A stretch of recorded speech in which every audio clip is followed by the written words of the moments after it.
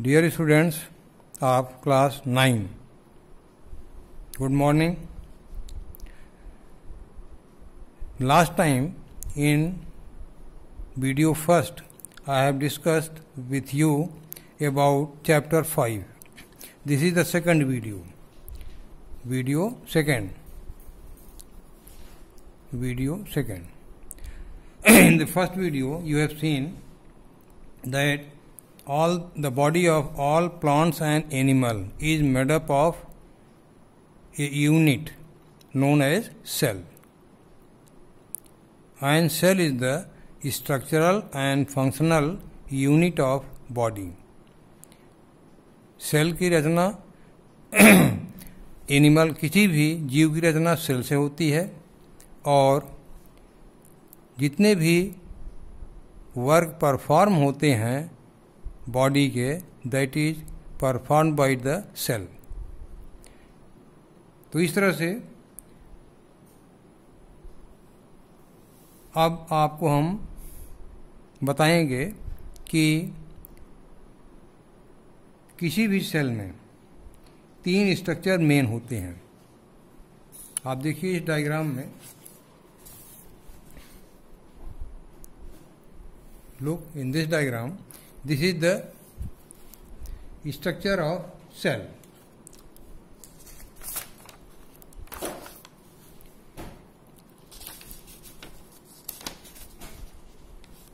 This is the structure of a cell. You are seeing in the center, this is nucleus. This is nucleus, and this is the nuclear membrane. Nuclear membrane. The cell is surrounded by a thin membrane known as plasma membrane. This one, inner, and outer to the plasma membrane is cell wall. Cell wall thick होती है, and it is found only in the plant cells, not in the animal cell. In animal cell, the outermost covering is plasma membrane.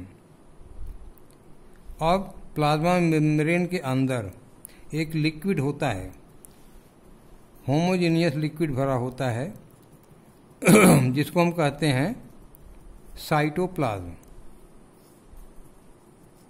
Cytoplasm. Cell के अंदर एक होता है nucleus. Nucleus के अंदर genetic material होता है, जिसको हम कहते हैं डीएनए या आरएनए, और ये इसकी एक मेम्ब्रेन होती है जिसको हम कहते हैं न्यूक्लियर मेम्ब्रेन. अब न्यूक्लियर मेम्ब्रेन और प्लाज्मा मेम्ब्रेन के बीच में कौन सा लिक्विड है? साइटोप्लाज्म. और इस साइटोप्लाज्म में बहुत से छोटे छोटे सेल के ऑर्गन्स होते हैं जो इसमें सस्पेंडेड होते हैं. इन सब को हम कलेक्टिवली कहेंगे सेल ऑर्गेनेलीज. क्या कहेंगे? Cell organelles. सेल ऑर्गेनेलीज जो इस साइटोप्लाज्म में बिखरे हुए होते हैं. अब ये ऑर्गन्स कौन कौन से हैं? इसमें देखिए यहाँ लेबल किया गया है क्लोरोप्लास्ट. क्लोरोप्लास्ट होता है जिसमें पिगमेंट पाए जाते हैं. ग्रीन कलर का पिगमेंट जो होता है उसको हम कहते हैं क्लोरोफिल, जिससे फोटोसेंसिस होता है, इसी क्लोरोप्लास्ट के अंदर होता है.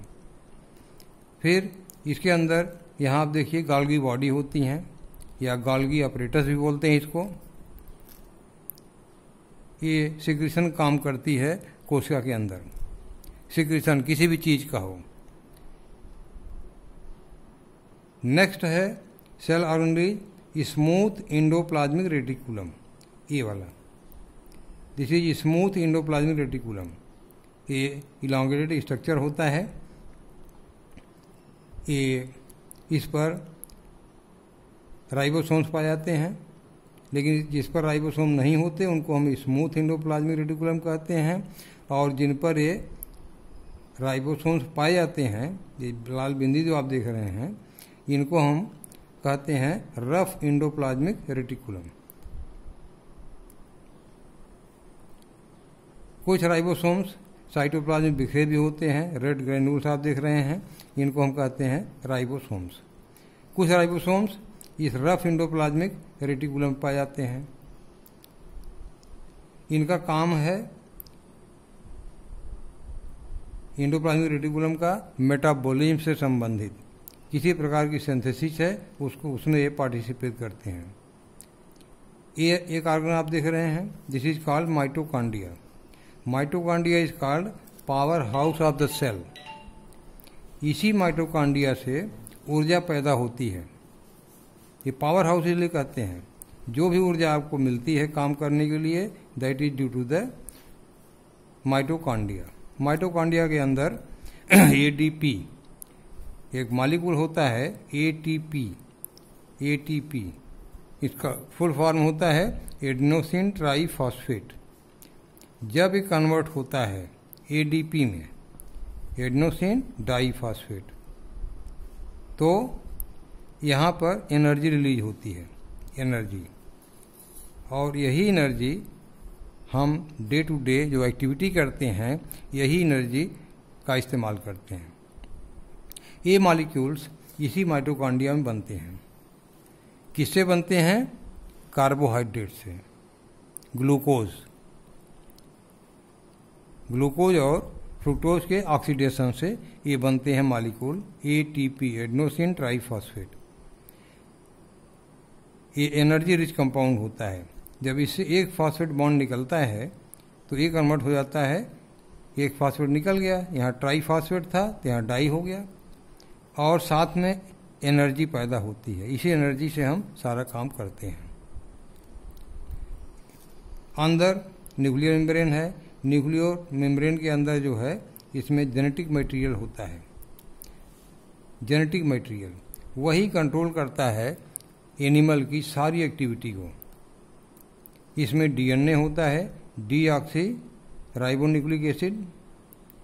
इसके ऊपर जो है जीन्स पाए जाते हैं, और ये genes they are responsible for the transfer of character from one generation to the other generation. जैसे आप देखते हैं, पिता हैं, उनका लड़का है, तो पिता से कुछ न कुछ फीचर्स जो है लड़के के मिलते हैं, चाहे चेहरा मिल रहा हो, चाहे हाथ पैर मिल रहा हो, चाहे उसका व्यवहार मिल रहा हो। तो ये जेनेटिक मटेरियल है।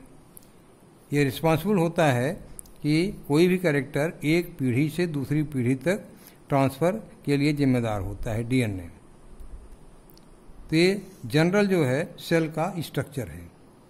इसको आप बना लीजिएगा अपनी कॉपी पर।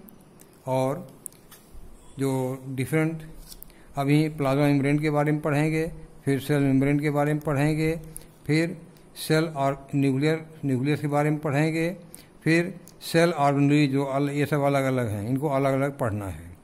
तो अभी आप एक डायग्राम बना दो और एक बार इस लेसन को आप पढ़ डालिए। यहाँ पर दिया हुआ है, हमने बताया प्लाज्मा मेम्ब्रेन, न्यूक्लियस और साइटोप्लाज्म। साइटोप्लाज्म जो लिक्विड है, न्यूक्लियस सेंटर में होता है, और प्लाज्मा मेम्ब्रेन सेल के चारों तरफ होती है। ये तीन स्ट्रक्चर पाए जाते हैं, चाहे प्लांट सेल हो चाहे एनिमल सेल हो। अब प्लाज्मा मेम्ब्रेन यहाँ पर है, डिटेल में आप पढ़ेंगे। प्लाज्मा मेम्ब्रेन से कुछ चीज़ें अंदर आ सकती हैं और कुछ चीज़ें बाहर जा सकती हैं। एक तरह से प्लाज्मा मेम्ब्रेन जो है कोशिका का गेट कीपर है। सभी को अलाउ नहीं करता अंदर जाने के लिए, इसीलिए इसको हम कहते हैं सेलेक्टिव परमिएबल मेम्ब्रेन। जिनके पास होगा वही अंदर जा सकता है, और अंदर से भी कोई बाहर ऐसे नहीं जा सकता, वो भी चेक करता है प्लाज्मा मेम्ब्रेन। इसीलिए इसको कहते हैं सेलेक्टिव परमिएबल मेम्ब्रेन। इससे अंदर बाहर जाने के लिए दो प्रोसेस होते हैं। एक को कहते हैं डिफ्यूज़न और दूसरा है ऑस्मोसिस। डिफ्यूज़न और ऑस्मोसिस ये दो प्रोसेस हैं जिससे ये प्लाज्मा मेम्ब्रेन चीज़ों को सेल के अंदर आने देता है या सेल के अंदर से बाहर जाने देता है। जैसे कार्बन डाइऑक्साइड है, ऑक्सीजन है, इनका एक्सचेंज जो होता है प्लाज्मा मेम्ब्रेन से, अगर कार्बन डाइऑक्साइड का कंसंट्रेशन, सपोज करिए ये सेल है, न्यूक्लियस है, यहाँ कार्बन डाइऑक्साइड कंसंट्रेशन ज़्यादा है, बाहर ज़्यादा है, अंदर कम है, तो क्या होगा, ज़्यादा की तरफ से ये अंदर आएगी। अगर अंदर कार्बन डाइऑक्साइड ज़्यादा है, बाहर कम है, तो अंदर से बाहर आएगी। मोस्टली होता क्या है, अंदर कंसंट्रेशन ज़्यादा होता है सेल के अंदर और बाहर कम होता है, तो मोस्टली कार्बन डाइऑक्साइड जो है सेल से बाहर निकलती है। ऑक्सीजन जो है, ऑक्सीजन का बाहर कंसंट्रेशन ज़्यादा है और अंदर कम होता है, तो ये अंदर आती है। हाई कंसंट्रेशन से लो कंसंट्रेशन की तरफ ये गैसेस जाती हैं, इसको हम कहते हैं diffusion. Diffusion, process of diffusion. जब किसी भी गैस का मूवमेंट हाई कंसंट्रेशन से लो कंसंट्रेशन की तरफ हो, this is known as diffusion. तो गैसेस का एक्सचेंज इस तरह से होता है।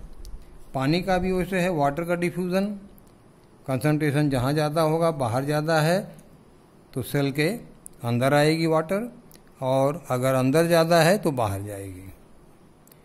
सेल का पानी जब बाहर निकलता है प्लाज्मा मेम्ब्रेन के थ्रू, तो सेल जो है सिकुड़ जाती है, श्रिंक कर जाती है, और जब वो पानी बाहर से अंदर आता है तो वो फूल जाती हैं। तो ये प्रोसेस हुआ डिफ्यूज़न का। दूसरा है, हमने बताया आपको, एक प्रोसेस होता है ऑस्मोसिस, प्रोसेस ऑफ ऑस्मोसिस, यहाँ पर दिया हुआ है। Movement of water across the plasma membrane is also affected by the amount of substance dissolved in water।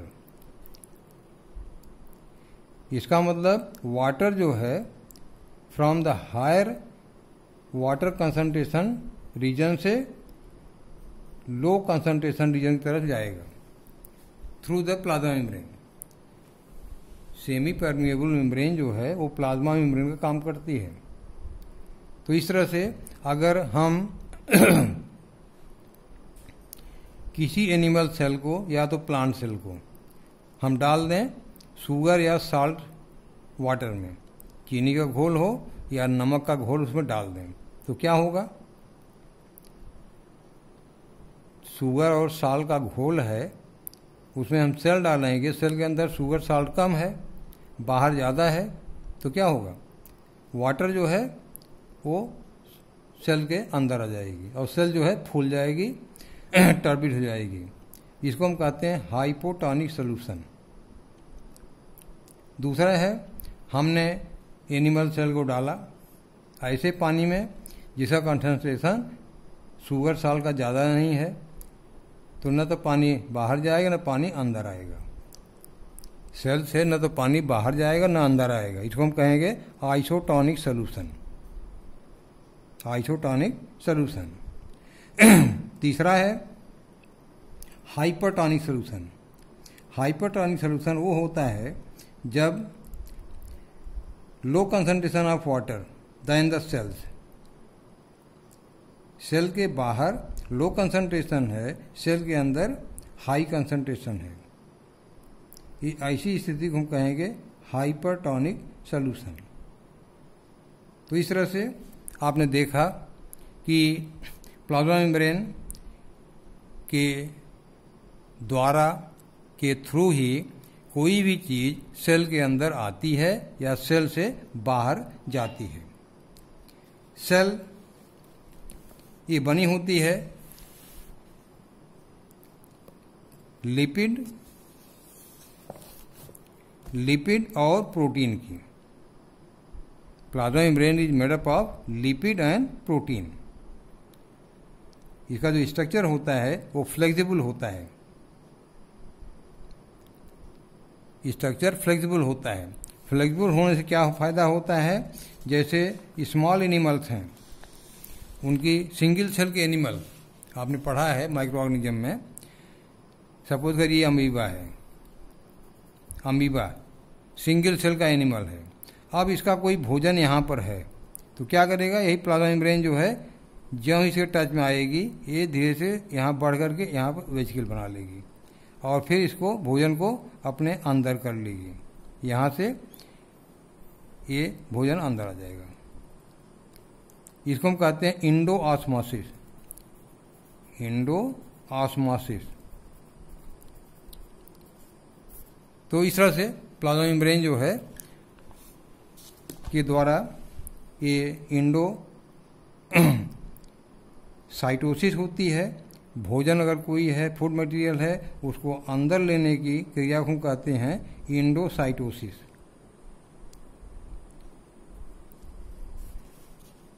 तो ये प्लाज्मा मेम्ब्रेन बहुत ही स्पेशल टाइप की मेम्ब्रेन होती है।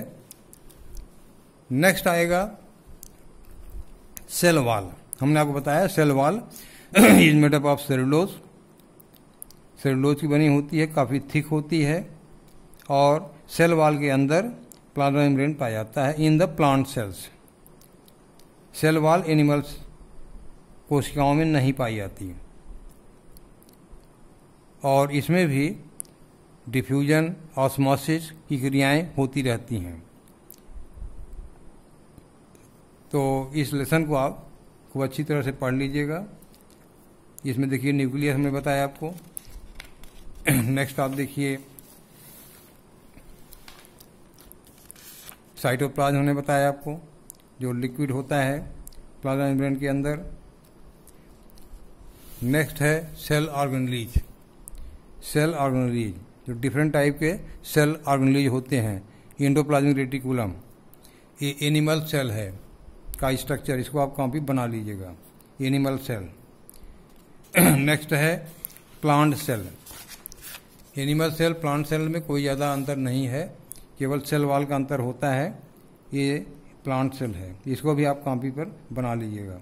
गॉल्गी अपरेटस हमने आपको बताया, ये गॉल्गी अपरेटस जो होता है इससे हमने बताया कि सिंथेसिस होती है किसी भी चीज़ का, चाहे हार्मोन हो चाहे कोई भी मटेरियल हो, उसकी सिंथेसिस गॉल्गी अपरेटस के अंदर होती है। लाइसोसोम्स, लाइसोसोम्स जो हैं they are the enzyme bags. किसी कोशिका के अंदर ज़्यादा डिस्टर्बेंस होता है तो लाइसोसोम्स फट जाते हैं और पूरी पूरी सेल जो है वो डेड कर जाती है। इसीलिए इसको हम लाइसोसोम को सोसाइडल बैग भी कहते हैं, लाइसोसोम्स को सोसाइडल बैग भी कहते हैं। Mitochondria power house of the cell, ATP molecule बनता है। प्लास्टिड्स ये हम बताया दो तरह का होता है, एक होता है क्रोमोप्लास्ट और एक होता है ल्यूकोसाइड। क्रोमोप्लास्ट इसमें रंगीन पिगमेंट पाए जाते हैं जैसे क्लोरोफिल वगैरह, और ल्यूकोप्लास्ट में ये व्हाइट होता है, इसमें कोई पिगमेंट नहीं पाया जाता। जो पिगमेंट पाए जाते हैं they play important role in photosynthesis. Vacuoles हैं। इसके बाद सेल में डिवीजन होता है, सेल में डिवीजन होता है, सेल डिवीजन। एक सेल से दो सेल बनती हैं, ये प्रोसेस को हम कहते हैं माइटोसिस। एक सेल से दूसरे दो सेल का बनना कहलाता है माइटोसिस।